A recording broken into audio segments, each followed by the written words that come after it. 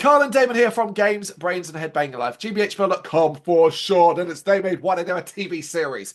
Season 2 of Pac-Man and the Ghostly Adventures, Episode 8, Spooka Bazooka, written by Jim Magon. Yes, Spooka Bazooka, which I like a title that makes you go, don't get that. Mm.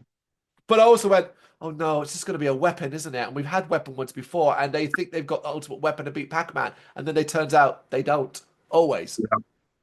Yeah, again, when you hear the name, you try and guess what the episode's going to be, and straight away I thought, okay, it's going to be a gun. It's probably going to be a gun that shoots ghosts, or the ghosts get sucked into it and shoot the ghosts out. So, Oh, I thought the other way around. I presumed it'd be coming from Betrayus and Dr. B, not the good guys. But yeah, when you see bazooka in it, we're like, well, I know what a fucking bazooka is, so like that's a start. Anyway, we begin in odd fashion, fairy tale like, as a narrator tells a version of Sleeping Beauty, and we focus on Pac asleep in his doorroom. I almost switched off there. I was like, no, I am not doing Sleeping Beauty, but from Pac-Man relate. Come on, man. Now, thankfully, it's not as egregious as that, and there is a comedy angle involving Dr. B. I'm a fan of these shows, and like this show does it more. No, Viva Pinata did it the most, the mm, most. But basically, you know when they look directly at the camera and like it's a wink to us. I don't mind that in these kind of shows because I think it can be quite cleverly used. Not to yeah, the level of it, it's not Deadpool levels, but in this we have Dr. B directly talking to us. Like yeah, that's different. yeah, So yeah, Dr. Buttocks now appears talking directly to the camera. Well, although from his perspective, he's speaking to the narrator, which I guess is supposed to be us. So yeah, yeah. nuances to this. Telling him off for the story and claiming that actually it's a story about Betrayus and Pack. No, it's even worse. Give me the Sleeping Beauty story instead. Yeah. Although I did have a hope, a brief flicker of hope, this was going to end with one of them kissing the other.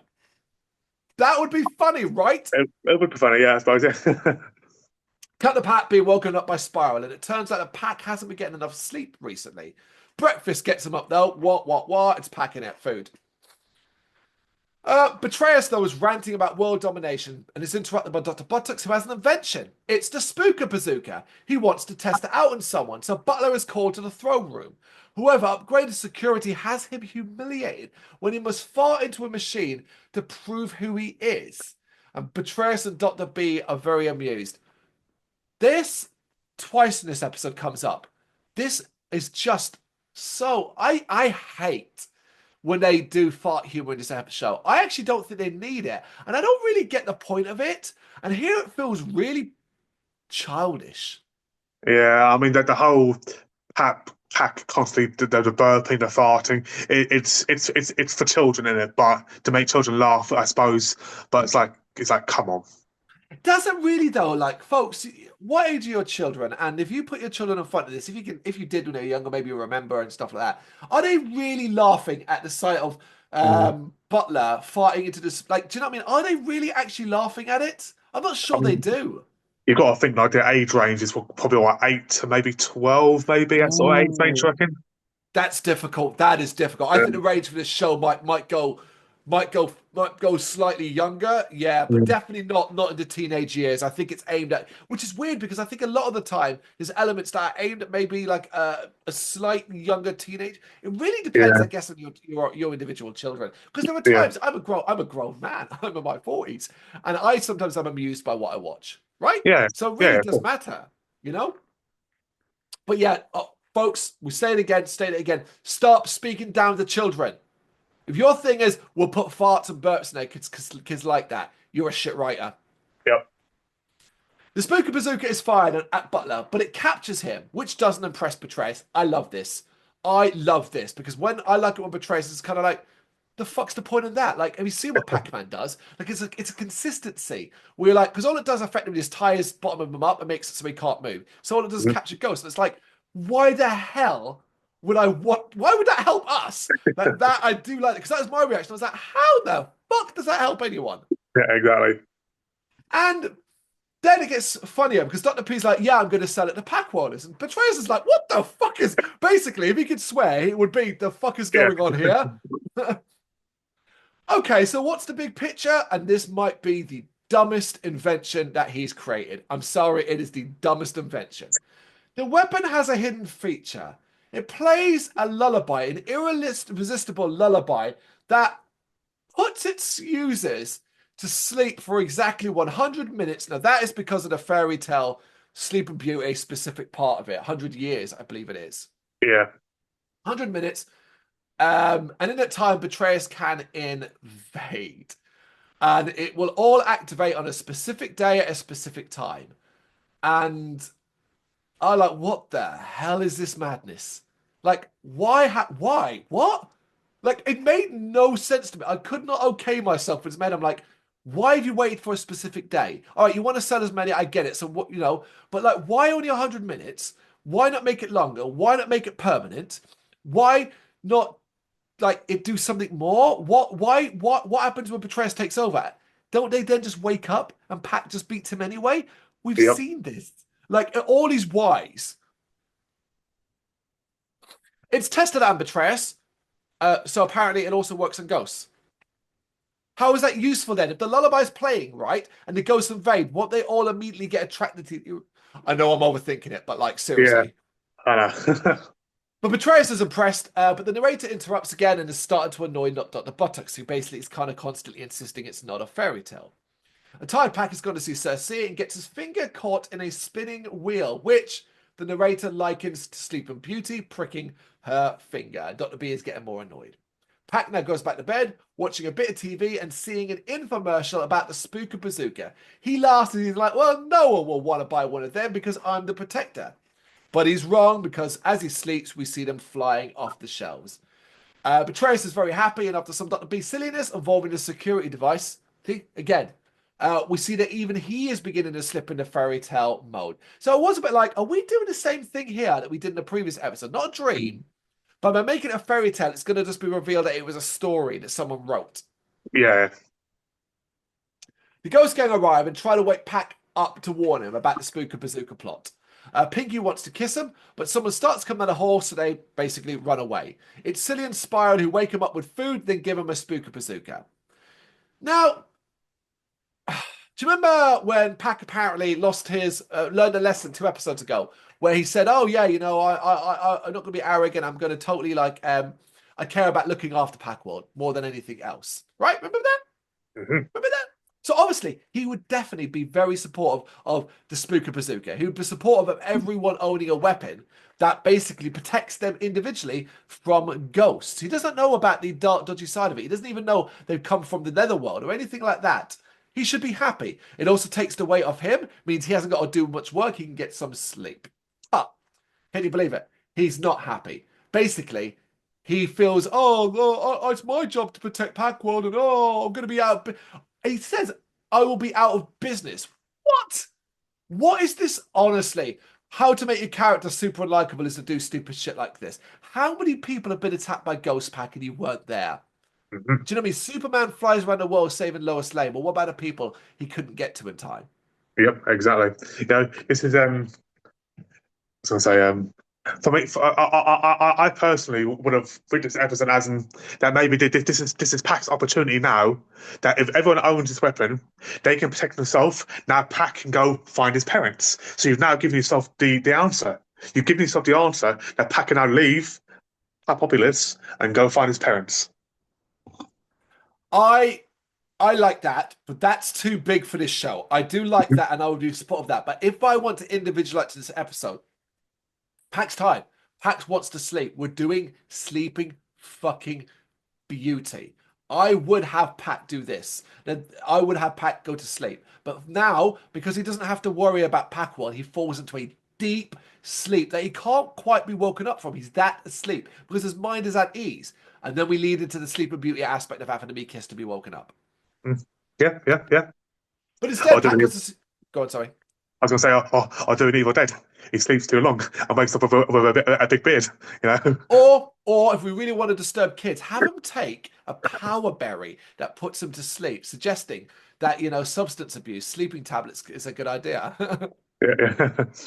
Anyway, instead, Pat goes to see Spiros and claims that the Spooka Bazookas haven't even been tested. How would you know?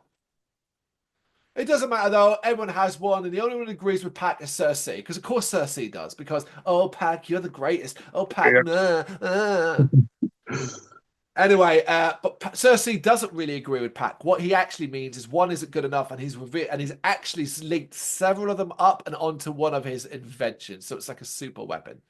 Because that definitely won't be used later on, will it? Yep. And in the most oh my god moment ever, and I've written down the actual line. Now you know it's outrageous, or I write lines down, actual lines of dialogue down when it's brilliant. E.g., I Mhm. did it for Castlevania sometimes, or it's so outrageous you need to hear it to believe it. Pac-Man, our hero, our protector, a warrior, a star says, "It's not fair. I'm supposed to protect everyone." Outrageous. Now, if you were trying to, again, teach this yellow dick a lesson by the end to show that perhaps he needs to relent and not be selfish and stuff like that, it would make sense. But by the end, all that happens is he's proven right. We already know that because we know the weapons are dodgy. He doesn't. He doesn't. So all he does is come across as a whiny, selfish, self-important prick. I don't get this. You know, the problem is, and you said it earlier, is that 2 episodes ago he looked like he'd really discovered that that he's got to stop being arrogant, stop being selfish. But Yeah, then, like rise to the occasion. the problem is, 2 episodes, an episode later, you have a different writer who's probably not even watched that episode and going, Yeah. "I'm going to write Pack this way," and Well, that's the I don't problem. know.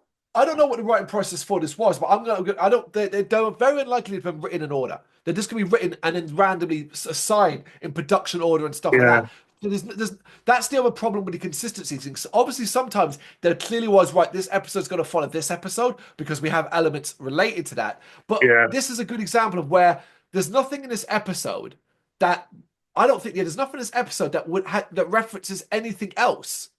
I mean, I start to wonder if every episode is virtually basically their own personal episode, and they're all basically just standalones. No, we got too many similar writers. We got the likes of Ken Pontac, for example, and stuff like that. But we also Yeah. have links. We reference his parents. So Mm. we get some episodes where they even reference something that happened in the past. So it's not quite that. But honestly, it's just the writing for this. I do not understand why you would make the character of Pac-Man this goddamn like just what a horrible line of dialogue. Yeah, yeah, But then like they follow that up by having Cersei call him out. By sort of saying, Cersei goes, well, like, oh, my boy, like, oh, my boy, like, isn't this what you wanted and stuff like that? But he does it in like a kindly, I feel sorry for you kind of way, rather than mm, what should have happened was Cersei should have actually told him off. You yeah. should have had Cersei go, Pack, my boy, like, this is what we need. This is what the planet needs. This is a chance, and you should be glad for that. And then have Pat go, yeah, you know what? You're right. Like Mm. that, like, God damn it. Instead, you get Pat walking off sadly, you know? How old would you say Pack is? I reckon he's about 12, 13. Not, Yeah. yeah, about 12, I reckon. Like, if we're putting Mhm. them in, they're young. But then weirdly, that's weird, right? Because I put Cillian Spiral older. Yeah. But I think that's just how they're portrayed, maybe, because, you know. Anyway, Cersei shouts he can finally get some rest as we cut to Pac sulking on the roof. He's gone to the roof because he's sulking up there, putting headphones on as the narrator brings up the fairy tale again. Oh, you mean headphones, the thing that many, many people could be using in this world. Obviously, that will work against the lullaby. Dr. B loses his shit, but it's time for the lullaby to kick in. All around Pacopolis, everyone begins to fall asleep. The ghosts emerge out of the ground and set about taking over the city within the 100-minute time that they have. I was like, here's an idea. Don't worry about the city. Find Pac and take Yep. him out. That's what you do. That's the one that keeps beating you. Well, Pac now wakes up, feeling refreshed and having had enough of feeling sorry for himself. And like I said, he was wearing headphones, so he's unaffected by the lullaby. He's the only person in the entire city? I guess so. Yep. He quickly discovers the plot, but has no berries, so is forced to use one of the Spooka Bazooka guns. It is useful, but he quickly runs out of ammo. He now remembers Cersei's multiple gun device, so heads off there, pretending to be asleep whenever the ghosts come his way. That's at least a bit funny as he's moving through the city and he's having to kind of pause to do a sort of freeze sleeping kind of thing. At Cersei's, he also finds his backup power berry dispenser, which only has one power berry in it. Well, that'll do. Like, you need any more, you yellow fool. Yep. He then gets on Cersei's modified cherry copter and attacks the ghosts, who are terrified to see Pac on the loose. See, Brrraains? That's why you deal with him first. Yep. The end result, defeated ghosts, one power berry later, defeated Brrraains and Dr. Buttocks. I'm not going to write and describe what the defeat is. He chases them down, the music goes, and then it's over. The world is saved, the guns are destroyed, the narrator wraps the story, and Dr. B reveals that it was a fairy tale, but a grim fairy tale. Oh, get it, get it, get it. Yes. This is, I don't know, man. There's so much wrong with this episode for me more than anything else. I don't mind didn't want the fairy tale concept. By the end, I was glad it had that concept to at least make it interesting. But once again, rather than focus on one specific thing, they jammed in several here. Focus on the fairy tale concept, make a jokey episode around Sleeping Beauty, and that is the actual thing. They found a way to replicate Pat getting his finger pricked and falling asleep like Sleeping Beauty. And then they need a prince to kiss him. Make that the joke. And then through a weird series of events, Brrraains maybe even accidentally ends up kissing Pac and waking him up. Something funny like that. Instead, you're jamming the stuff about the guns. And then, God almighty, you bollocks it all up by making Pac one of the worst characters in the show to date. I didn't care for this one. That's it, simple. That's what I'm saying. So they're making Pac so dislikable. And he's supposed to be the main character, the most likable character. Yeah, he reminds me, right? Although he reminds me of Fergie. He's beginning to remind me of Fergie from Viva Pinata. If you watch those episode reviews, Fergie was a difficult character to be around, but at least he was balanced out by other main characters. It is Pac, and it is predominantly Pac. Yeah, we might have Cillian and Spiral, but all they're really there for is backup characters, and they rarely get the focus on. They're certainly not the heroes. Yeah, Pac-Man. He's Pac-Man, one of the most iconic video game characters of all time. And I am now wondering, oh my God, after this show is over and I eventually one day play something Pac-Man related, I am going to hate that little I would have like Vietnam fucking flashbacks, war flashbacks to this selfish ass character, and all he's gonna be doing is eating dots on the screen. And I'm gonna be like, "You selfish prick," you know. Yeah, that's episode 8 of season 2, Spooka Bazooka. You got any thoughts? You didn't know what to do? Let us know in the comments. Thank you very much for watching. If you've enjoyed what you've seen, please consider hitting that like and subscribe button. It does help us out. You can find us at gbhbl.com and across all social media platforms. And if you really want to give us a bit of extra support, please consider buying us a cup of coffee over on our coffee page. Thank you.